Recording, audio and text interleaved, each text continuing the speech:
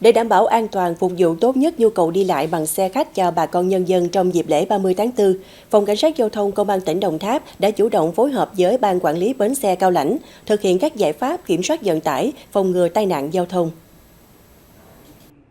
Tại buổi làm việc với Ban Quản lý Bến, Phòng Cảnh sát Giao thông đề nghị đơn vị này quán triệt quy định về an toàn giao thông cho các doanh nghiệp vận tải đang hoạt động tại bến.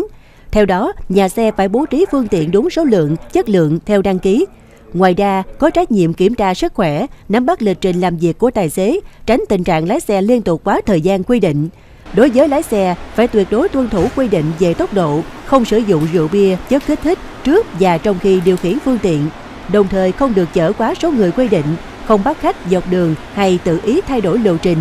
Đối với nhân viên phục vụ trên xe, Cảnh sát Giao thông yêu cầu phải có thái độ văn minh, lịch sự, hỗ trợ hành khách trong quá trình vận chuyển.